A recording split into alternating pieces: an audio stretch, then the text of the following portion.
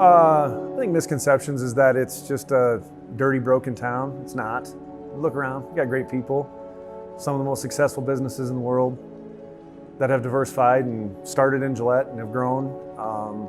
You look at the power plants, and a day like today when it's cold, they love to take a picture of it from the environmentalist side. And while it's 99.97 or 99.7% water coming out of there, they try to make it look like it's pollutant. I could go on, but I think every community has misconceptions, but when you get here, you realize what makes a community is the people.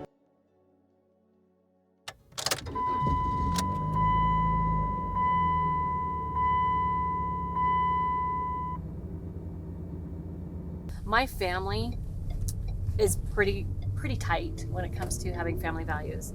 My dad chose, backing up, my parents brought me here in 1980 when I was 3 months old. And my dad worked for a Black Thunder coal mine for 23 years, something like that. And the reason why they chose right is because my dad wanted to make sure that he was home for us, that his transportation to work wasn't more than 15-20 minutes. Dad would leave from the house at 6:30 in the morning and be to work by 7, and then when he'd be home, it was on the dot every time. He was home at 7:15, and that's when we would sit down, eat as a family, kind of sit down and watch. Do you remember Home Improvement? Yeah, when that sitcom came on, it was like the whole family crowded around and we all sat and watched and laughed together. So this is the South Douglas Highway headed towards Wright. You're about 35 minutes from Wright, so 40 miles roughly. And like I said, another 75 miles from there to Douglas, and then you're another 2.5 hours to Denver. So Gillette is a community I know well because I grew up here. Gillette, since its inception, was a cattle town. A lot of ranchers. In the late 30s, when the railroad moved in, it really opened up things for our communities. My father actually worked at Amex Bel Air mine, which was the first mine outside of Wyandotte that was formed for the Powder River Basin, and since then it's just taken off. And now we're known as an energy community. Well, in between law school, I lived at Yellowstone National Park for a year and was always drawn back for some reason, and I got my license to practice law here in 1995. I paid my dues every year, and finally my wife bought in and said, okay, let's move to Wyoming. I have found that Gillette is a very warm and welcoming place. I think it is a very wholesome place. Old-time values. You don't see any graffiti on the sides of buildings. There's always something to do here. Just driving to work is an adventure. The snow, the animals, the wildlife, the scenery, it's just spectacular. This is Dalby Fishing Lake. Don't ask me why it's named that, because I seriously don't know. But it is a fishing park, lake, whatever you want to call it. It's got huts for entertaining for like picnics in the summer, family gatherings. It's got a walking path that goes all the way around it. You can get a kayak out on it. You can fish in it. But it's probably it's a natural lake that our community surrounds. It's beautiful here during the winter and the summertime. I love Gillette. Great town. The people are wonderful. It's can-do spirit. Gillette will forever be our home. 45 minutes from Devil's Tower, which is beautiful. We're an hour from the Black Hills and all the stuff over there, and then you go 65, 70 miles the other way and you're to Buffalo, which is beautiful mountains. It's really a wonderful place to be. If I'm not a big hunter or anything like that, but we have that and people love that. You got skiing and golf and all the wonderful things, or if you just want to get away and go camping, it's right 60 miles away or wherever you want to go. So it's a wonderful place to raise a family. This town, the schools, we've built so many new schools, and the education is amazing. The teachers are amazing. It's really a great town. I was born and raised in Gillette, moved away to college, and then moved back to Gillette. I choose to live here and stay here because I think it has, again, the support that you will not find very many places.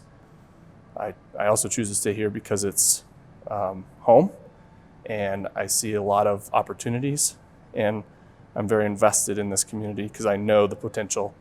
I see it, and we need to leverage that. Yeah, we might be in a little bubble, but the resources here are not what you see projected across the country in many different outlets. The coal mines that we have in this area, you got to figure there are 10 coal mines within the Campbell County borders. And back in the day, Black Thunder coal mine, which is 15 miles east of Wright, was the largest coal mine and the most producing coal mine when I was a child. I will tell you, so the future here, I would say, is still in energy. I'm not willing to throw the towel in on coal and oil and gas. That's the backbone of our community. There's some challenges with it right now, and we have to, as community elected officials, we have to be able to say, we're willing to fight for our community, and to throw the towel in on that, I'm just not willing to do it.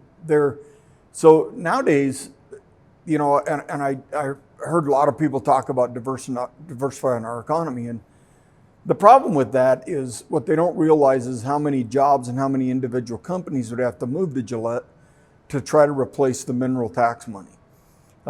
We don't have a state income tax, so as many jobs as you create does not create a tax base. It does create some type of income tax for businesses, but it's very minimal. That's one of the things businesses like about moving to Wyoming, especially Campbell County. But I would say diversifying our economy is sometimes now just more of a campaign cliche than anything. We need to stick up for and fight for our energy community. That's what we need to do. Coal and oil is always going to be a part of Gillette's future, and gas.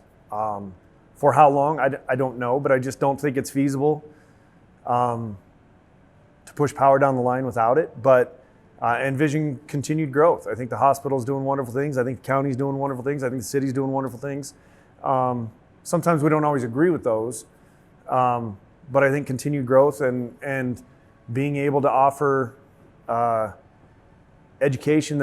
continuing education for those that want it. I think Gillette's got a bright future. We'll always have a bright future. So I expect good things from it. Well, I think all towns like Gillette that are currently at a crossroads, I think they're all worth fighting for.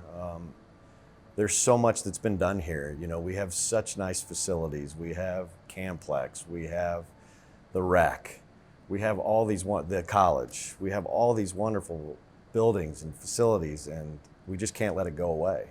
Right here, Area 59, this is a phenomenal building for anybody who is engineering driven.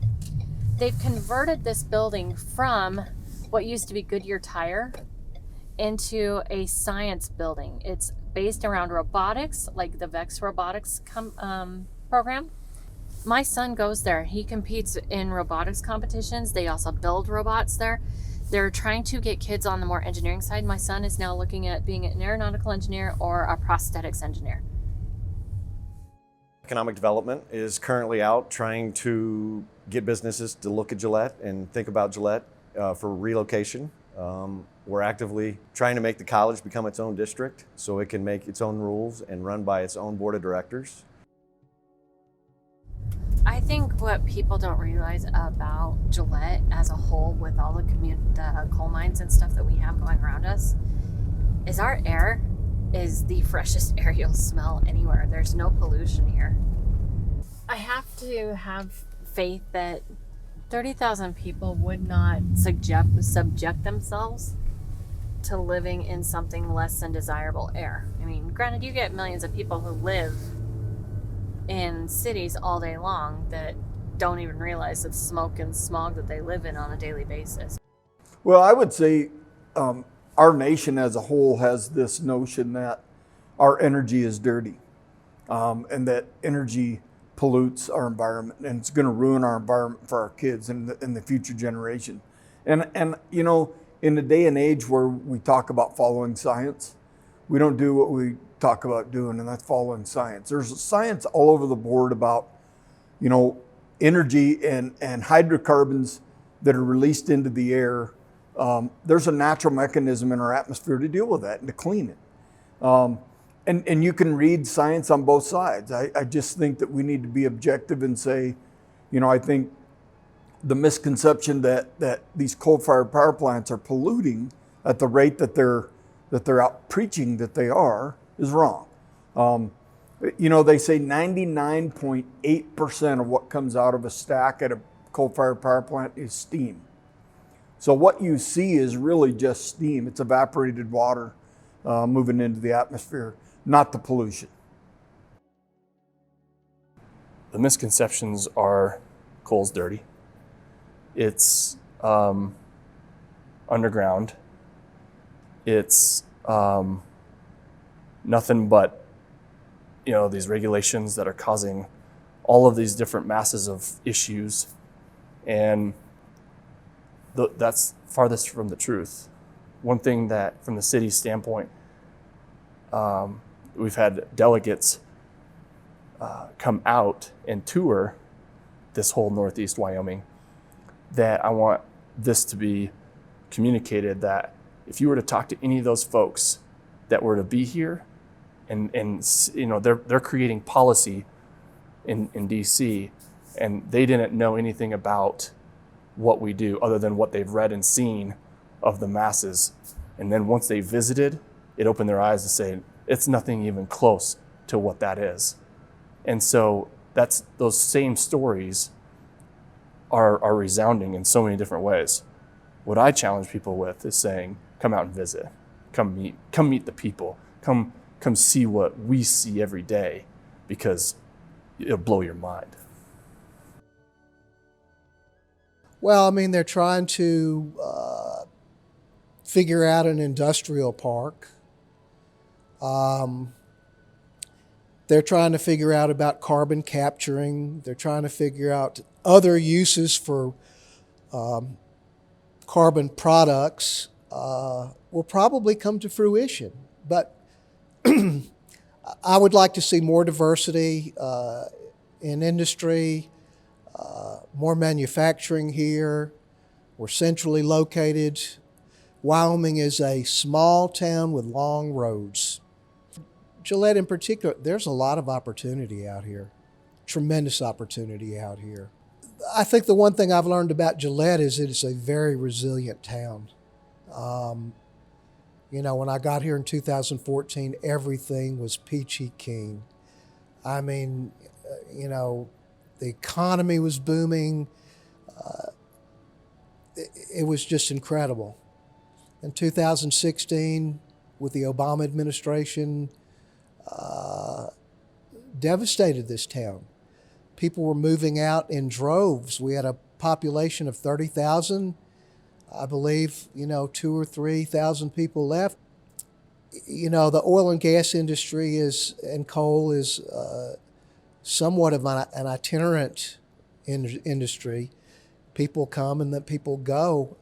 But it seems now that people are, even with this unprecedented crisis, it's my understanding people are coming here because they want what we have, and that's living life and not just existing. When you're in Wyoming, you live life. So, as far as the last year, our market has actually went up in value just about 2.5% to 3%, not overly crazy. When you figure, if you have a $200,000 house and you go up 3%, you're adding $6,000 worth of value in your home. We are seeing a lot more sales than what we anticipated, especially with COVID-19 hitting.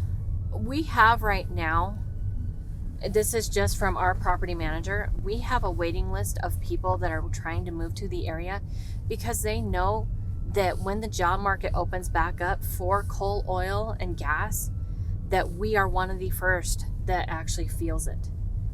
So people know that the money is good here. They know that the cost of living, that the life that they can provide themselves here is worth the wait. Especially right now, this administration right now, the things they are doing are affecting this town greatly. And I think a lot of people just think politics comes and goes, but the decisions that are being made right now are life or death for our town. And it's scary what's going on right now. And so we have to stay involved. We have to have our voice heard, that, you know, the decisions that are being made with minerals and that kind of stuff are directly affecting our town to where our town could go away. My hope for our future is that we diversify this town, that we get some other industries in here. We still maintain our oil and gas, because I think those are always going to be part of the energy future. Coal is unfortunately probably going to go away at some point. And so I hope that, I hope the college expands and we do more stuff to diversify the economy here and make it to where we aren't that, what's the word I'm looking for, hamstrung by the administration, that every 4 years, if we get a new president, we're all on pins and needles on what the direction's going to be. And my hope is that we can diversify this economy to where we don't have to worry about that as we do. So what we're looking at here is the energy sports complex. Our community is very big into sports, and they've been looking for ways to bring sports events into the community to also give a little bit of economic diversity in a way, but also to give a little bit of an economic surge for our community. As far as this hosts college teams that come in and practice during the summer. It's actually they just finished a new AstroTurf football field. I think there's 2 of them. This complex here is made for competition. Well, I think anything that's good is worth fighting for. It's our home. We have a great community. I think sometimes when the national news spotlights something, they have a tendency to show the not great things. There was a CNN article, and it was interesting. They didn't show the college. They didn't show the Camplex. They didn't show, some of those great parks that we have, that the city and the county maintain and take care. We're fortunate to have a low tax base, but I think more than that, we have great people, and it's a great community. So the Wyoming Center now is where they host our elections. They host events like our crawfish boil that Mitch was talking about yesterday. They actually have Spirit Hall, which is where the Wild, our junior hockey team, plays. They have now, I believe it's Equality Hall, is going to be hosting our Wyoming Mustangs football team now that has been brought to our area, which is an indoor arena football team. Let's see if I can get you by Morningside Park. So Morningside Park itself is where we have derbies. This is where we host the rodeo. I can remember as a kid with the National High School Finals Rodeo. True story here. They would do what we call rising concerts. I've met Kenny Chesney here. I've met Lone Star here before they were even big names, because our community used to have what they called Rising Star concerts, which were at the beginning of the National High School Finals Rodeo and beginning of fair. And it's all been right here. They hold stock shows in here. They have people that actually practice out here. You can see all of the arenas and holding areas for the livestock.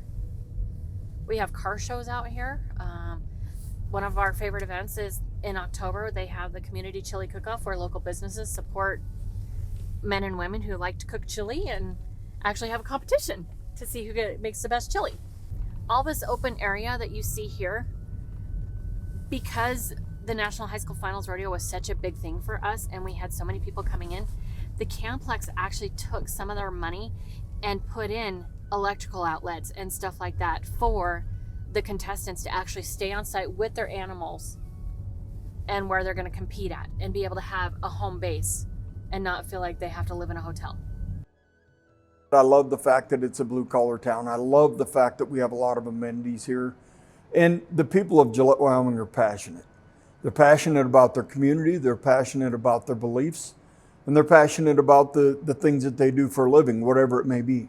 I would say the people, the community as a whole, you know, that I know my whole life I've been around people that like to fight and like to fight for their community, and that's something that my dad instilled in me. And I'm one of the people that think, as an elected official, my job is to stand up for the people of this community. And as a public servant, that's what we're here to do. And you know, research is great, but research doesn't create jobs for the most part. What we really need to do is we really need to find research that develops into iron on the ground and jobs for people in our county. You know, one of the unique aspects of our coal is if we could find a use for it outside of thermal energy here in our county, we could build facilities to create that, to basically transform it to coal, from coal to whatever it is used for. And that would create jobs, and that would be a huge step for our community. There's still hope. Don't quit. It's perseverance. Some of the people, you know, our generation, we weren't necessarily, we were too young to experience some of these ups and downs before. So our parents and grandparents have seen it. Those that have lived in this community have seen it.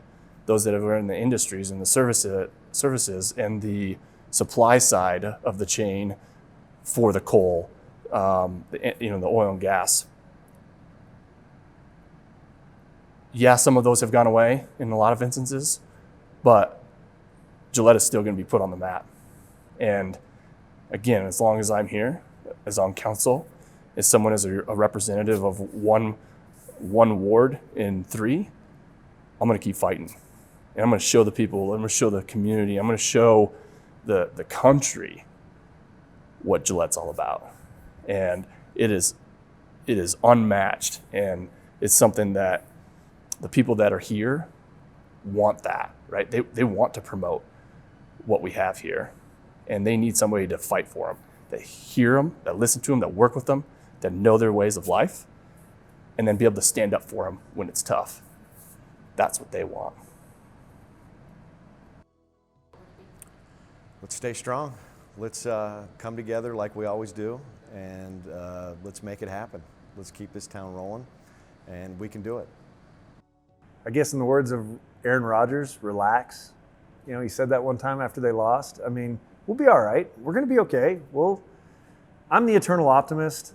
While I know that every industry has its challenges. I mean, you know, those industries are trying to adapt. If they will allow them to adapt, they will. You know, you go back to Kodak, they were one of the first of digital film, and then they didn't use it, and they're out of business. So I think these businesses are trying to adapt and will adapt, and Gillette will adapt. It's resilient, always has been. Have we been through downturns? Sure. Some of them are even before my time that I was an adult or a business person, you know, back in the 80s, but we're still here, we're still going. So we'll be okay.